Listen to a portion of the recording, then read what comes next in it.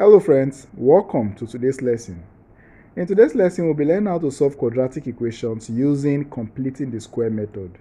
If you are new to this channel, please like, subscribe, press the bell icon so that you can be notified automatically whenever a new video is released. The following are the methods used in solving quadratic equations. We have the factorization method, the formula method, completing the square method, and the graphical method.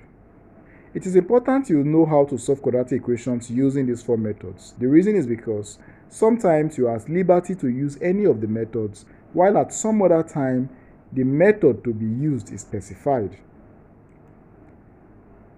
Completing the square method.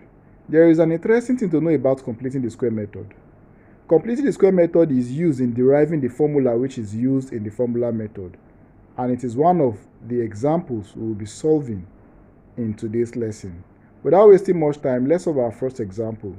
If we have the equation x squared plus 6x plus 5 equals to 0, in order to solve this using completing the square method, there are 4 steps you will have to take. The first step is to make the coefficient of x squared equals to 1. Coefficient of x squared is the number that is written in front of x squared. In the case of this our equation, there is no number that is written in front of x squared. It simply means that there is an invisible 1 written here. The coefficient of x is 6. So when you see a variable without a number in front of it, it simply means the coefficient is an invisible 1. Since the coefficient of x squared is already 1 in this case, step 1 has been taken for us already.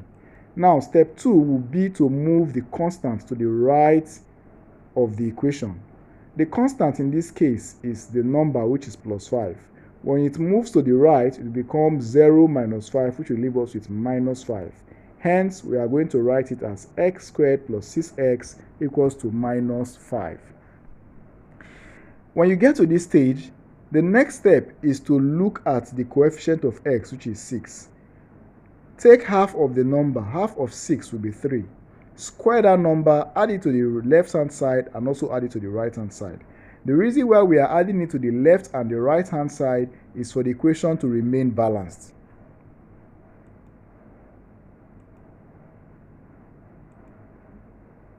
So, step 3 involves taking the square of half the value of coefficient of x and adding it to what? To the both sides. So, we've already established that half the coefficient of x is 3. So when you square it, you are going to have plus 3 squared on the left and plus 3 squared on the right. At this stage, we will be interested in simplifying the right-hand side. So 3 squared will leave us with 9, and minus 5 plus 9 will leave us with 4. Once you get to this stage, the next thing you have to do is to pick x and pick plus 3. Add them together, square the value, it will be equivalent to what you have on the left-hand side. So as you can see, we have picked x and we have picked plus 3. Had it been we had minus 3 here, you could have also picked minus 3. Now, if you are in doubt as to why we wrote x squared plus 6x plus 3 squared as x plus 3 raised to power 2, you can expand this or multiply x plus 3 times x plus 3. It will leave you with this equation here. This is what we are interested in doing when we are using completing the square method. We have just completed the square here. The next step would be to take the square root of both sides so that x plus 3 can be left alone. This 2 here is acting like a lock which has locked x plus 3. So by the time we take square root of both sides, the 2 will cancel the square root side, leaving us with x plus 3. So step 4 is to take square root of both sides. So we are going to take square root of x plus 3 squared and square root of 4. So like we've said before, these 2 will cancel this square root sign. And another thing to note is that when you take the square root of a number, you are going to have plus or minus the value that you are supposed to have. In other words, if you take the square root of 16, for example, you are going to have 4, but the 4 will be plus or minus 4. The reason is because when you multiply plus 4 times plus 4, you have 16. When you multiply minus 4 times minus 4, you still have 16. When you take the square root of 9, the square root is plus or minus 3. The reason is because plus 3 times plus 3 will give you 9, minus 3 times minus 3 will still give you 9. So like in this our case, when you take the square root of 4, you are going to have plus or minus 2. Hence the reason why we now have x plus 3 equals to plus or minus 2. So as you can see, the squared here has cancelled out this square root side, leaving us with x plus 3. The next step would be to collect like terms by moving plus 3 to the right hand side to become minus 3.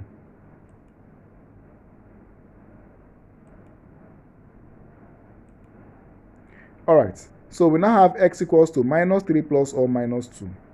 Since we have plus or minus 2 here, it simply means we can split this equation into two parts by having plus on the first part and having minus on the second part. Hence the reason why we now have x equals to minus 3 plus 2 or x equals to minus 3 minus 2.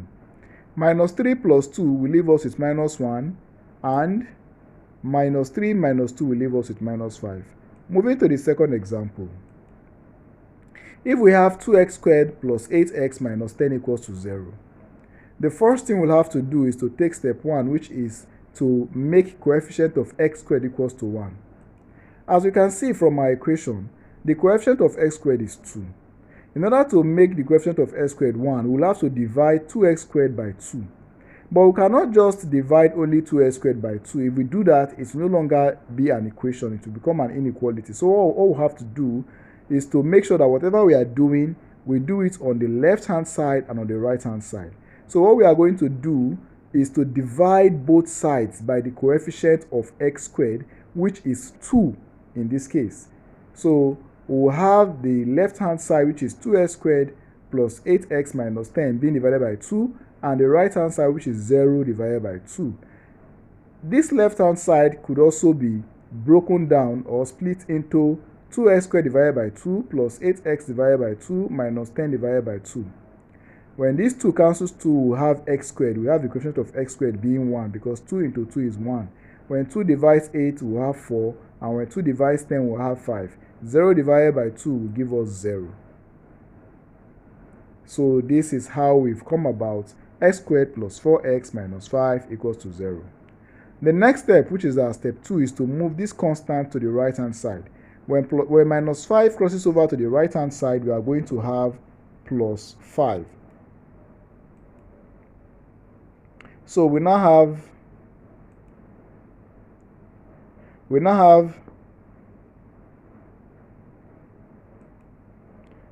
x squared plus 4x equals to 5.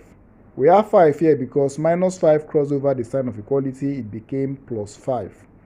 Alright, at this stage, the next step is to look at half of the coefficient of x. Half of 4 will give us 2. So we are going to add 2 squared to the left and 2 squared to the right. So step 3 is to square half the value of x coefficient and add to both sides. So we now have x squared plus 4x plus 2 squared equals to 5 plus 2 squared. Alright, so the next thing is to simplify the right-hand side. 2 squared is the same thing as 4, and 5 plus 4 will leave us with 9. At this stage, we've already established that the next step to take is to pick x and pick 2, add them together, square the value, it will be equivalent to this value. Hence the reason why we now have x plus 2 all squared equals to 9. The next step will be to take the square roots of both sides. When we take the square root of the left and right hand side, the square will cancel out the square root sign, leaving us with x plus 2, and the square root of 9 will be plus or minus 3. The next step will be to move plus 2 to the right hand side to become minus 2 plus or minus 3, which will eventually give us x equals to minus 2 plus 3 or x equals to minus 2 minus 3. Minus 2 plus 3 will leave us with 1, and minus 2 minus 3 will leave us with minus 5. Moving to our third example.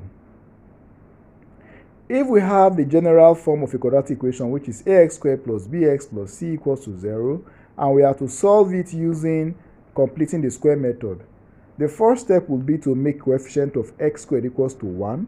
And in order to achieve this, we'll have to divide both sides by the coefficient of x squared, which is a in this case. So what we'll do is to divide the left-hand side by a and divide the right-hand side by a. It simply means that we can still split the left-hand side into ax squared over a plus bx over a plus c over a. Alright, so by so doing, a can cancel a, leaving us with 1, which is the coefficient of x squared, and we'll take it up from there. So we now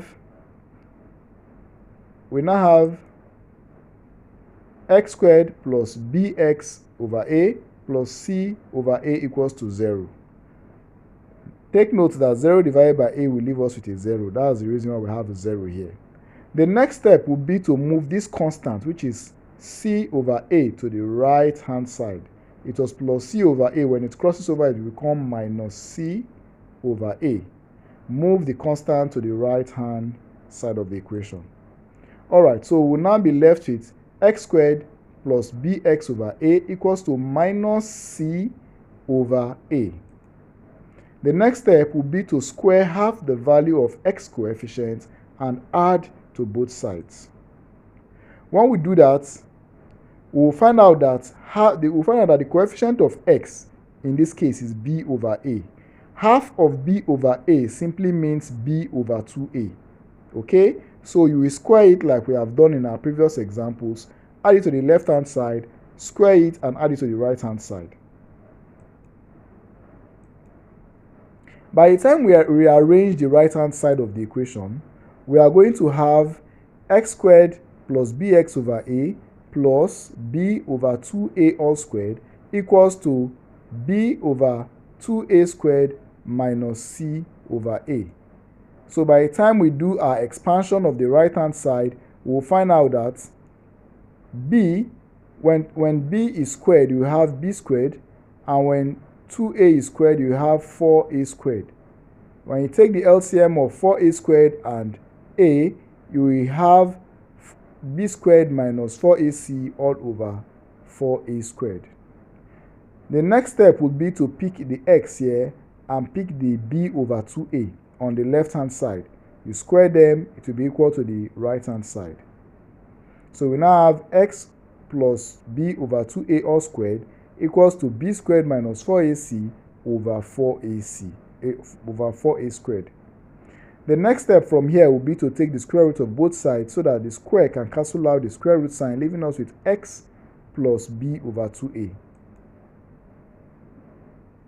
So by the time we do that, we find out that x plus b over 2a will be equals to square root of b squared minus 4ac all over 4a squared. Take note that this square root sign could be split into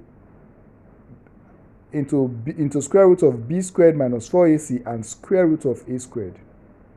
So when we do that, we'll have x plus b over 2a equals to plus or minus square root of b squared minus 4ac all over 4a squared.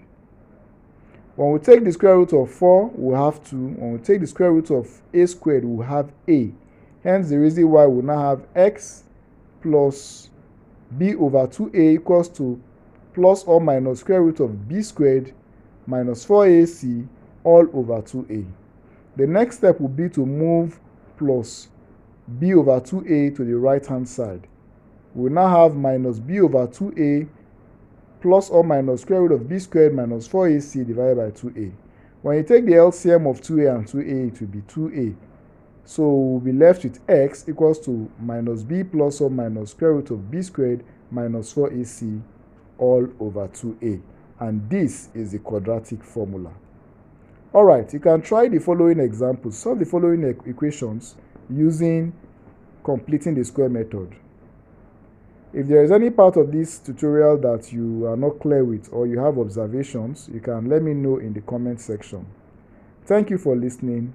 Don't forget to like, subscribe, and press the bell icon. Till we see you again in our next class. Thank you.